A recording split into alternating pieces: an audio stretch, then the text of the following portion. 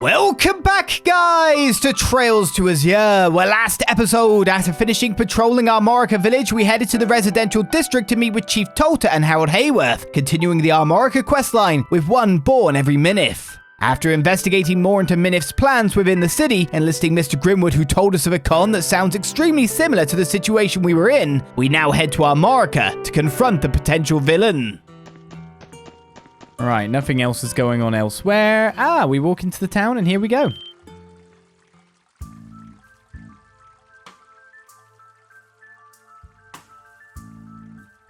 Damn it, did they already close the deal?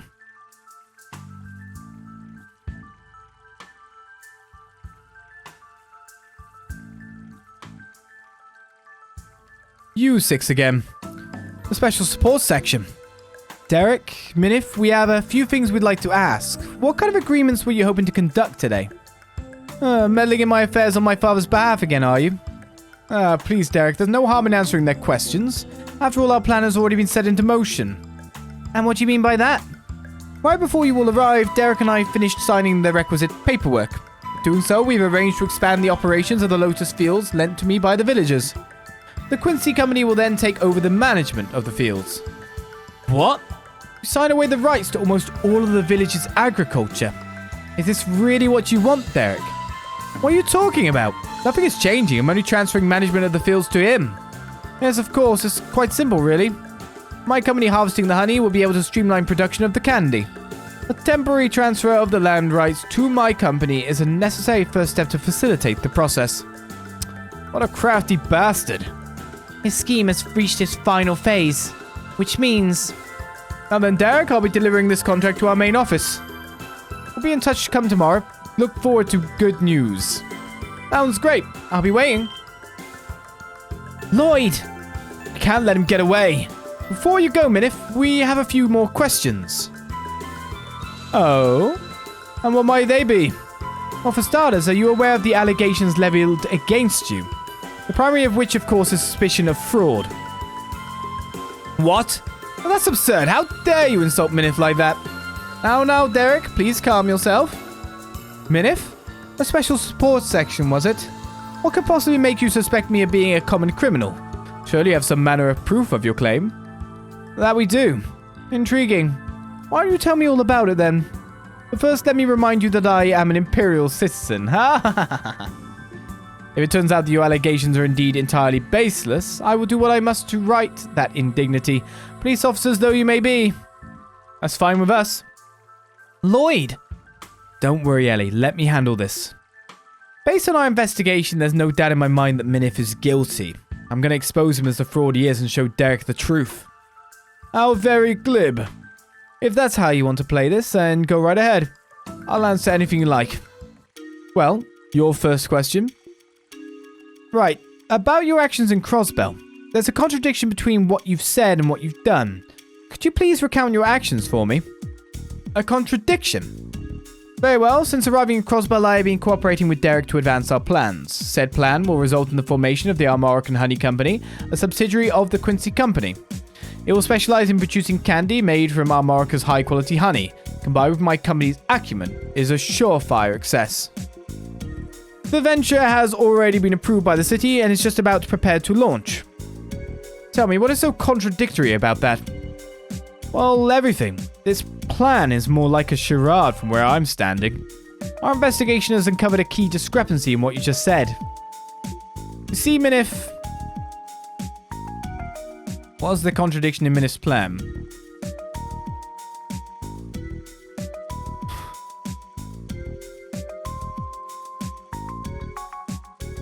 I mean, we don't actually know his confectionery acumen, because we know he doesn't like sweets.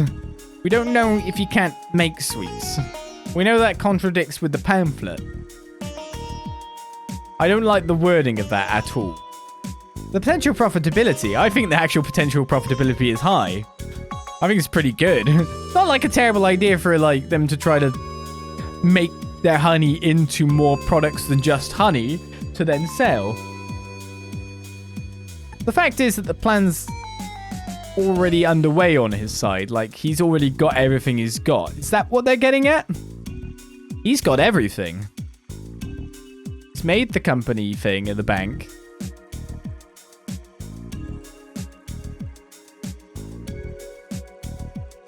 I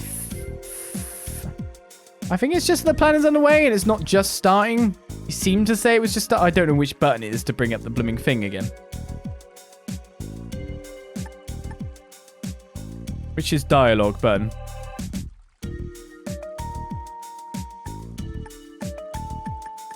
Oh, I don't think I can activate dialogue button. No! Shoot. I think it is probably that.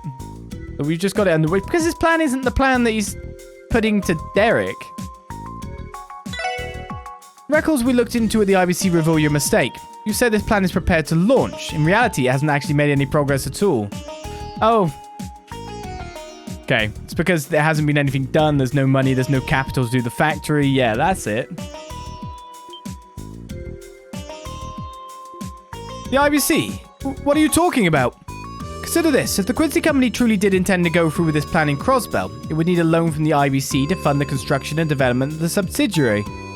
Oh yes, of course. I registered the company with the city and opened a corporate account. Well, that's as far as you went, isn't it? The account for the Armorica Honey Company contained no more than the minimum balance required to open it. While we weren't told the exact amount, I was speculating it's only in the tens of thousands of Mira. So how were you planning to build a factory and run a business with so little starting capital? You looked into my IBC account. This can't be true, can it, Mimith? Please, don't misunderstand, Derek. I never said there was any credence to their claims. I'm merely commenting on the audacity it takes to do something so invasive. Forget that. Explain why there's hardly any Mira in that account. Being an executive of the company, I must be especially judicious when moving money around.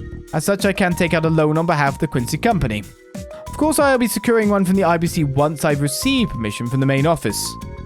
Oh yeah, that makes perfect sense. That really doesn't make any sense. And Derek, the fact that you haven't sorted this out beforehand. Deft evasion. Don't count us out just yet. I can tell Minnith is getting frustrated. If we continue to press him and pile on the evidence, we can get him to crack. That look on your face tells me you have something more to ask. It just so happens that I do. That was far from my only point of contention about you, Minnith. You're still not satisfied. Don't let them rattle you, Derek. This will be a good opportunity for me to clear your mind of any and all doubt. Next, I'd like to ask about you, Minnith. You say that you're an executive of the Quincy company.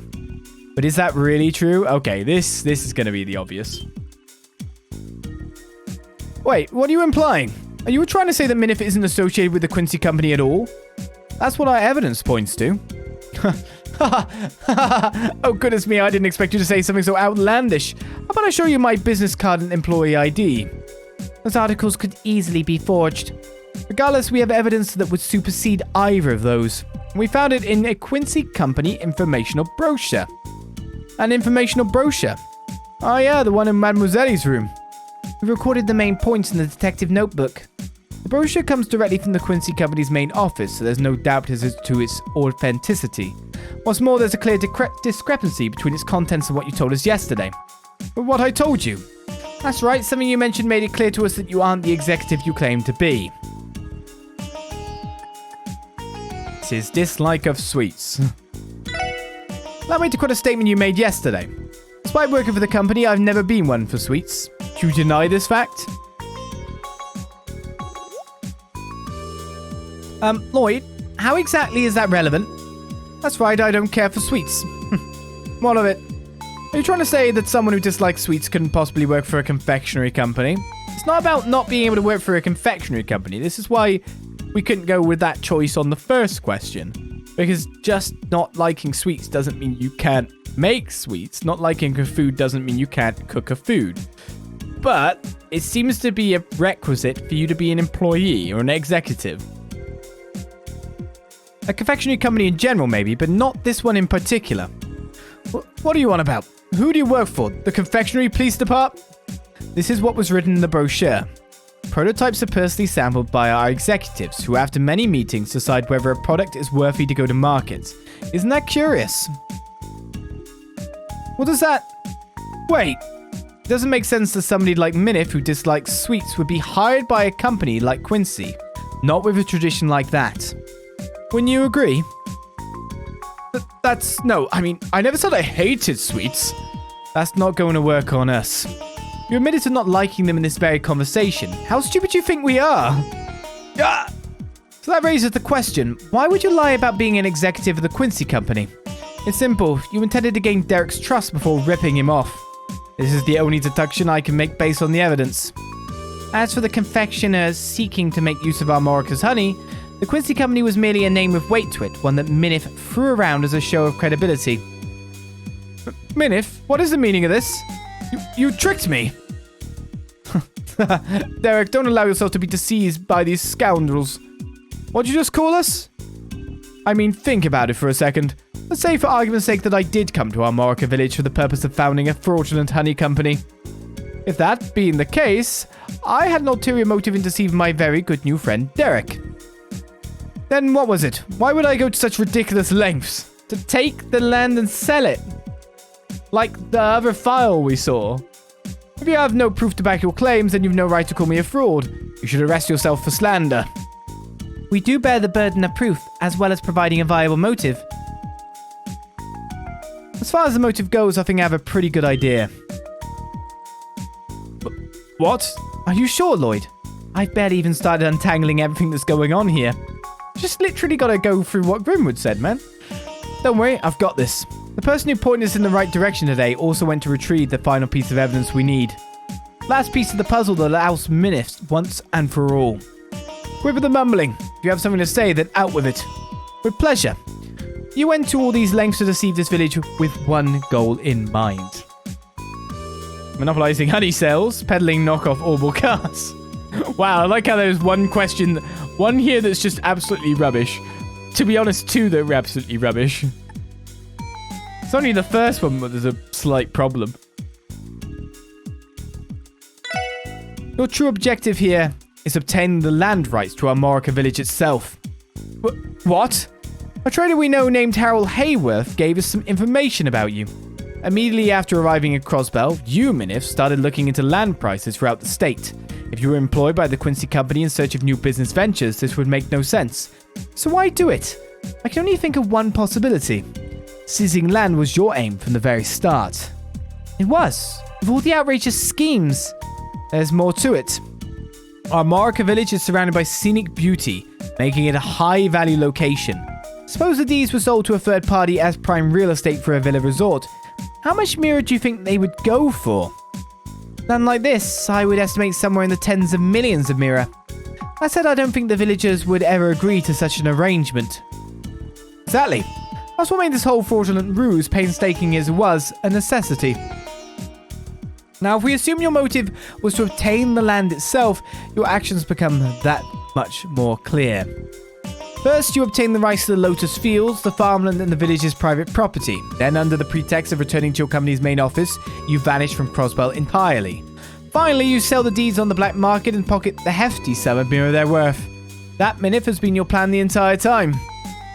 Minnith, I can't believe what I'm hearing. Lloyd. Is that...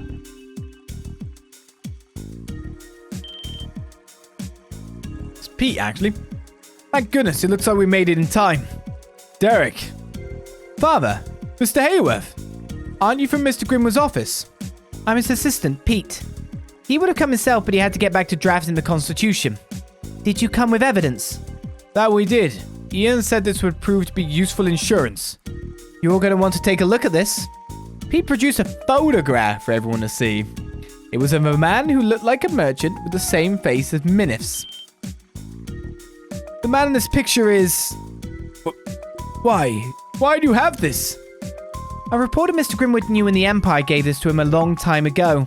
However, the name on this photo isn't Minnith, it's Ritna. Ritna? I feel like we heard that name recently. Ah, I remember! It's the name of the man who stole that Erebonian Baron's land, the one Mr. Grimwood told us about. Oh yeah, that dude. That's right, I asked Ian about it again, and he said there's no mistaking it. Well, this is a plot twist I wasn't expecting. Lloyd, why don't you do Minnith the honors? Tell him the only thing this photo could mean. With pleasure.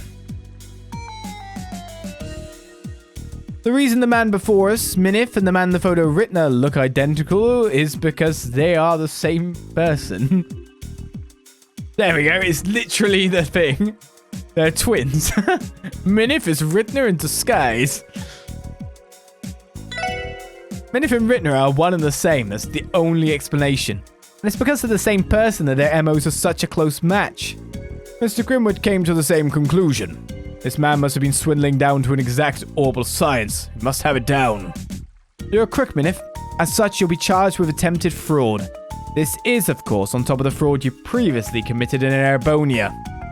I can only guess how many skeletons we'll find in your closet when we get done with you. I would very much like to hear all of the details in the department's interrogation room. You, damn you. I'm a professional. My work must be flawless. You meddlesome brats!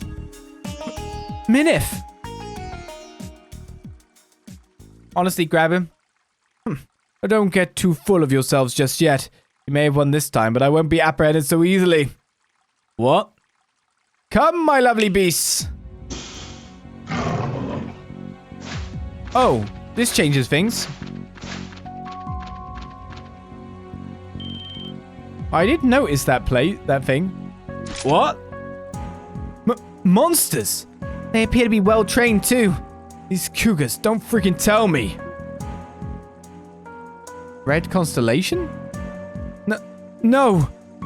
Derek! She told her it's too dangerous. Do you have any idea what you're doing? I know precisely what I'm doing, hence why I'm doing it. Oh, and don't think for even a second about trying to fight me. That is, unless you don't value the lives of Derek and the villagers. Now step aside, if you would.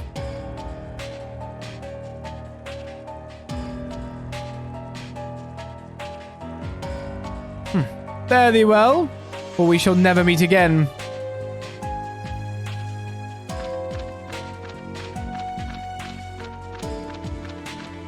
He just got away.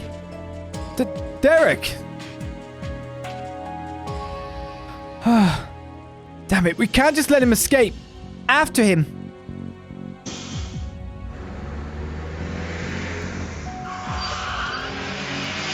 We've got a car, guys. No!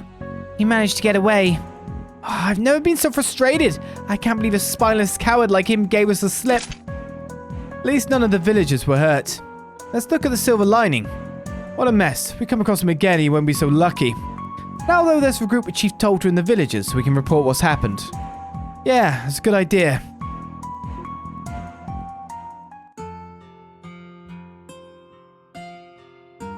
I can't thank you all enough for what you've done today. It is no exaggeration to say that you saved the village from the clutches of that conman. Did he get any documentation? Though he still got away in the end. Yes, but now the department knows to keep a lookout for him. It should only be a matter of time before he's caught. Derek, I made a grave mistake, and I put everyone through so much trouble just so they could fix it. I let that man rope me into a scheme, and it nearly cost us all our livelihoods. Don't be so hard on yourself. You're not the one who's guilty. Wrong. It's my fault completely, no two ways about it. I was so desperate to fix and reform Armorica that I ignored my father and almost drove it into the ground instead. I have no right to become the next village chief. That is where you're wrong. Father?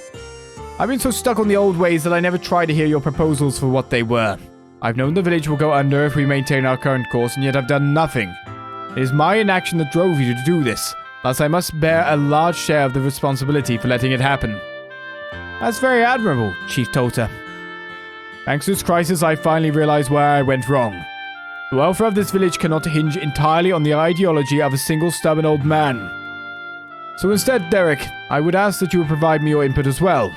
We will each contribute our ideas and discuss them with the villagers. That is the only way we can ensure a future for Armorica. You're right. I'm so sorry, Father. From here on out, I'm going to dedicate myself to the betterment of the village. I'm happy the two of you were able to reconcile. Same. Makes almost losing your whole village to some crook worth it, wouldn't you say? Put a stock in it, Wazi. Learn how to read a room. I'm really sorry about him. I swear we tried everything. At any rate, we owe you all an enormous debt, so allow me to express my thanks once more. I also owe my gratitude to Mr. Grimwood. It's a shame he couldn't be here. I'll pass your thanks on to Mr. Grimwood and let him know what happened. Even if I only played a minor role, I'm glad I could be of assistance. I look forward to our continued partnership, Chief Tolter. Same to you, Harold. If you could keep a lookout for Minnith just in case he returns. And of course you can always contact the SSS if you ever need our assistance. Hopefully it'll never be for anything related to this ordeal again. Be sure to keep you in mind. So ends One Born Every Minnith. I was wrong to try and solve all the village's problems by myself. This whole mess has shown me just how flawed my judgment has been up until now. From here on, I need to work with my father, no, the whole village, to create a brighter future. Protecting the future of Armorica Village. My son and I have been too close-minded toward each other's views to see that we share the same goal. This ordeal must have been the goddess's way of teaching us that. Both Derek and I wish to protect this village we call home. From here on, I ought to give more consideration to the ideas of the young folk. Mr. Grimwood has his hands full with drafting the constitutions we couldn't make it today. Luckily, it looks like everything worked out in the end. I'll pass Chief Tolter's thanks on to Mr. Grimwood and let him know what happened. It's a good thing all this worked out in the end. It is indeed. Thank you very much for your help, everyone. It's because of all of you that Derek and Chief Tolter were finally able to make up. I knew turning to the SSS was the right call to make. Yep, we're the best. Just had to get past the first one, and all the other ones after were really easy. Derek and his father have finally reconciled. I couldn't be more relieved. Thank you all so much for your help. Derek and your husband? His father sounds so distant, weirdly. Right, do people in the estate have things to talk about it on? Those kitties were so big. Too bad they weren't cute. Holy cow, do you see those cat things jump out of that van? It was so cool. Was that guy an animal trainer for circles or something? Dang it, I should have tried to get his autograph. Yeah. I knew that guy with the monocle was up to no good. I still can't believe he let all of those monsters out, though. I thought I was going to be in for sure. These two are a reach away from being gobbled up. Here they are, acting like nothing happened. Man with monocle, evil. When I glanced out the window, there were monsters out in the middle of the village. Stranger still, Minnith looked to be the one controlling them. I was so shocked my back gave out on me. Ah, it still hurts. Minnith was the one controlling those monsters, wasn't he? I was so shocked about it, my back gave out. Indeed you are. You're standing. Perhaps we're at his back earlier. I hope he'll be alright. Maybe I should bring him a compress or something for that. Maybe. I wonder if certain people gave away their land rights as well, and I was like, ah! Turns out that Minnith fella was a scoundrel. Even I got led up the garden path by his fake smile and courteous ways. Derek's got it the worst of any of us, though. I hope the boy's not being too hard on himself. You gotta be one wheezy little bastard to hoodwink someone who cares about our village as much as Derek. Next time I see that Minnith, I'm really gonna let him have it. I can't believe Minnith released monsters in the middle of the village. Thank the goddess none of the children were hurt. Yeah, we could have taken the monsters. But there was a secondary issue of casualties. I can't believe that Minnith, what a despicable man. You asked me, there was something off with that guy from the get-go. If he ever shows his face around here, I'm going to clobber him for sure. Everything Minnith said was a lie. Oh, that's upsetting. I can't even imagine what Derek must be feeling right now.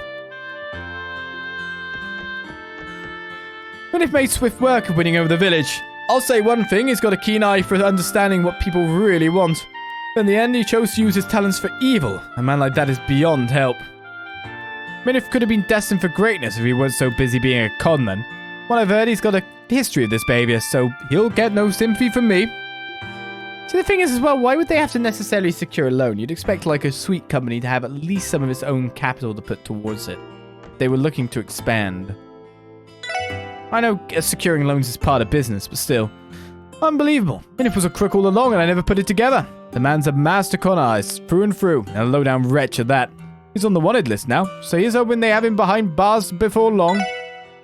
On the bright side, I'm glad Derek and Chief Tolter were able to patch things up. At least something good came out of this whole mess. The smallest of silver linings. Thank Ada, Stefan and the other children weren't attacked by those monsters. What that crook did was unforgivable. Shouldn't be anyone else up in here now. I thought we should sweep in before we do the quest. I thought there'd be new dialogue. It did sound like it would wreck the whole village, and it did indeed. What about the truck? Did you still get the truck? Turns out Minnith deceived us all. I never would have thought that someone so callous existed in all the world. Lesson learned. Yeah, the truck. What about that? Just gonna keep it? Where did he get it from? Well, I'll be tarred and feathered. Minnith was a swindler all along. Say about this awful truck I bought from him. What do I do with it now? If I remember right, you bought it for 50,000 mira, while the market value was closer to 500,000. That is a bit of a problem. For the time being, it would probably be best if you turned it over to the police. Since it was sold and purchased through a legitimate transaction, it will probably be given back to you in the end. True, though whether the truck is legal in the first place will need to be investigated as well. Alright, I'll go ahead and contact the police then. Turns out I bought this shiny new truck from a crook. Guess I better contact the police.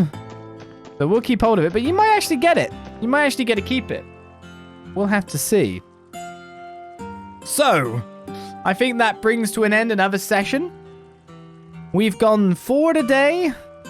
We are now in Chapter 3, Day 2. More than I'd say half the sweep has been done, and 2 of our quests have been checked out and completed. We have 2 remaining.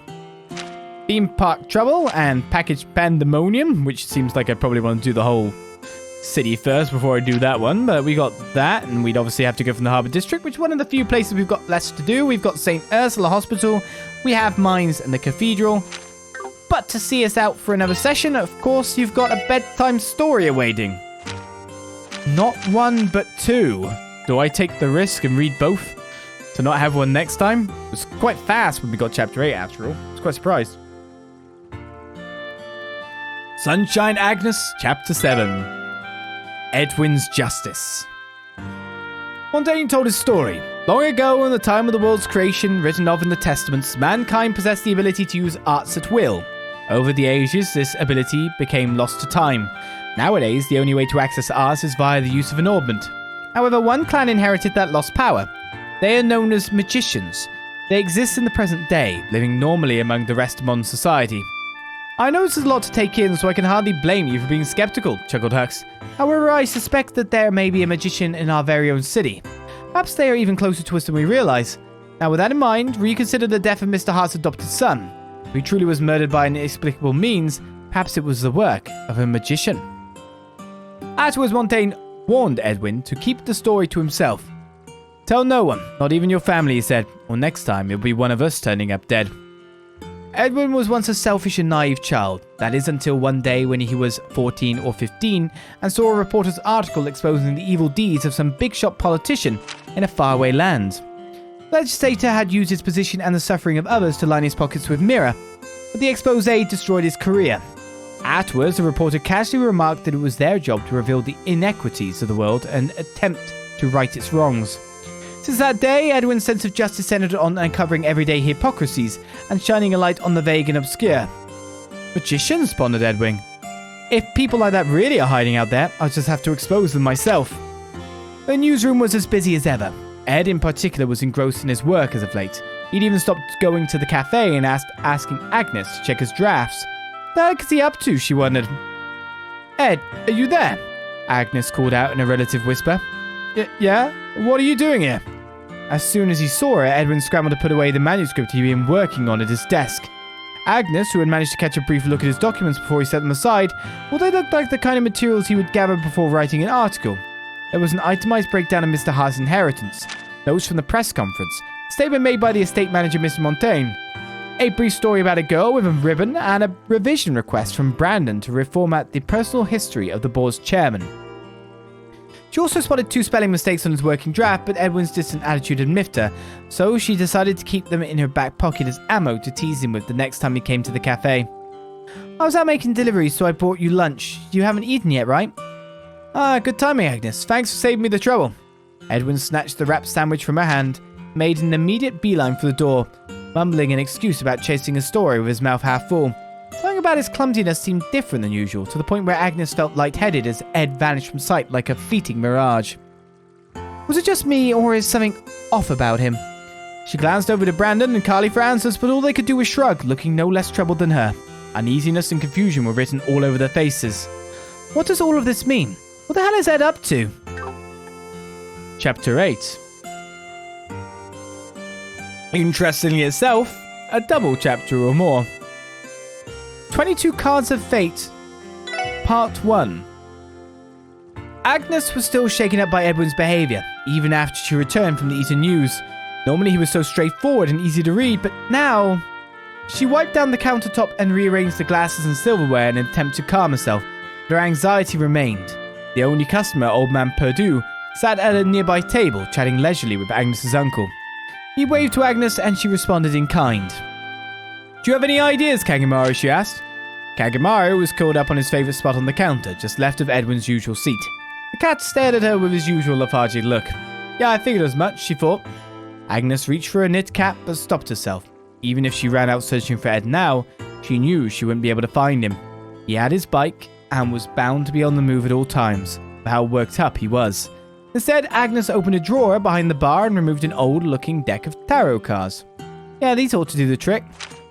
Pinpointing lost items through tarot card readings was well within the clan's rules. Every now and then, Agnes would even do some fortune-telling for their regular customers. It was nice to hear them tell her she had been right, but what really made her happy was getting to use her powers freely. Reading a fortune for one's own benefit, however, was wholly forbidden. After all, too much knowledge can be a danger in and of itself. Agnes hesitated briefly before undoing the string that bound the deck together. There was something off about Edwin today.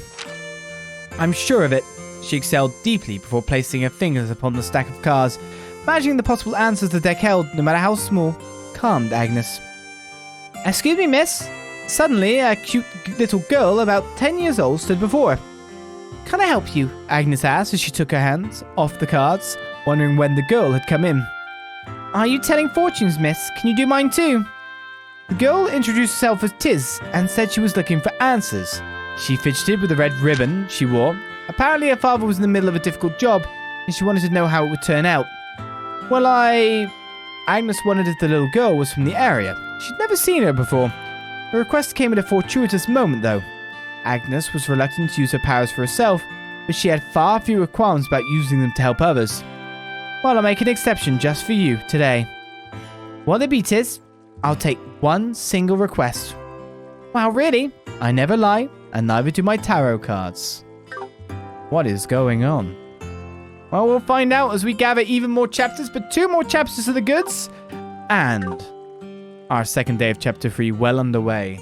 Join me next time, next episode, as we continue on our patrol. We should probably do either one of St. Ursula or go out the Cathedral of Mind's Way and get that done before going further into the city itself to get our harbor quest or harbor sweep done and go and do our quest over at Michelin by the sound of it.